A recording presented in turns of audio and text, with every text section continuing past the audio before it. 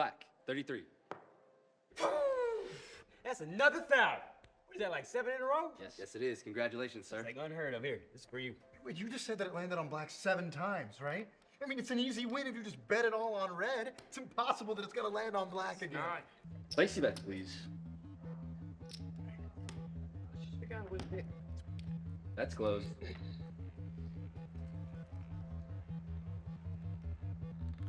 Black, 17. What? Sweet baby Jesus, that's 9 in a row. It's a miracle. This is God paying me back for all the money I lost yesterday. It's due. This is something that I must have said 1,000 times during the 6 years where I gambled every single day for 8 hours. I'm Rob and I'm a recovering gambling addict.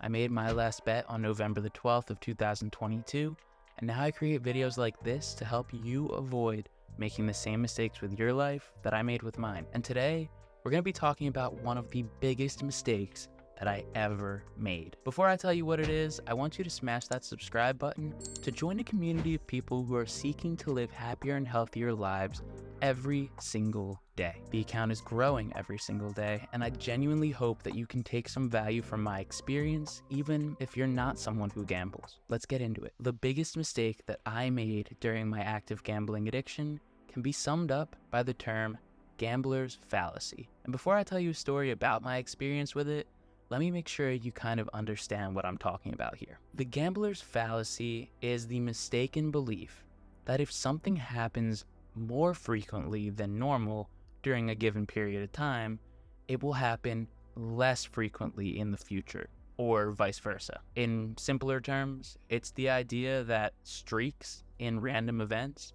somehow influence the future outcomes. For example, if I toss a coin and it lands on heads 5 times in a row, the gambler's fallacy would lead you to believe that tails is due to happen soon. Let's look at a famous historical example to try to show you what I mean. In 1913, at the Monte Carlo casino, the roulette wheel landed on black 26 times in a row. That day, gamblers lost millions betting on red, believing that it must be bound to happen soon. This incident is a textbook case of the gambler's fallacy in action. Another example would be Deming's funnel experiment. In this experiment, a ball is dropped through a funnel and its landing spot is noted. There's some variability in where it lands due to chance, but if several balls fall off target in the same direction, a common reaction was to conclude that the funnel had become biased in that direction, and to compensate by shifting the funnel back towards the target. People are likely to interpret a random co-location of several off-target balls as a system bias. The kicker is that in such a case, moving the funnel to compensate for that bias actually increased the randomness. Why do people fall for this? Why did I fall for it? The gambler's fallacy exploits our brain's tendency to find patterns even when none exist. It's rooted in our desire for predictability and control. When we see a streak, our minds trick us into thinking that balance has to be restored. This is known as the law of small numbers, where we expect small samples to reflect overall probabilities. The gambler's fallacy can lead to some dangerous behaviors in casinos. Gamblers might chase losses, believing that their luck must change soon. This false belief can spiral into addiction as players continuously bet more money in an attempt to correct perceived imbalances. And this is exactly what happened to me. I want you to imagine that you are a blackjack dealer. You look up and you see me. I'm 22 years old, sitting at the table in sweatpants and flip-flops. It is my 3rd night in this week. You go to deal the cards, and right as your finger brushes along the card, getting ready to pull out that first one from the shoe, you hear me do this. You look up, and you see me staring emotionlessly at the circle where I'm wagering my entire week's paycheck. This process repeats itself for hours, and you ask me, why do you keep banging on the table before I deal the cards?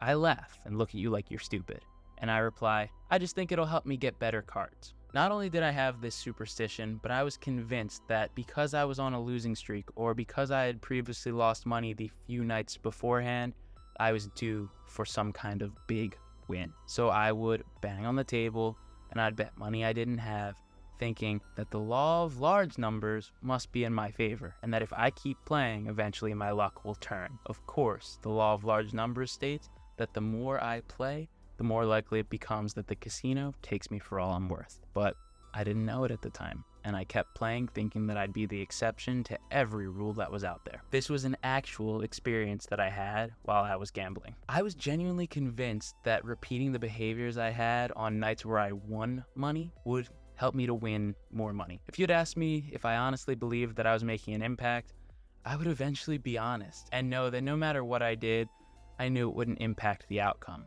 But I still had such a compulsion, and I truly believed that I'd figure out the way to beat the casino. And I believed that until the moment that I placed my last bet. Now, diving deeper into this, apart from the gambler's fallacy, many gamblers like myself held or hold superstitions and false beliefs. Lucky charms or rituals or specific seat choices are all thought to influence outcomes. However, these are forms of magical thinking.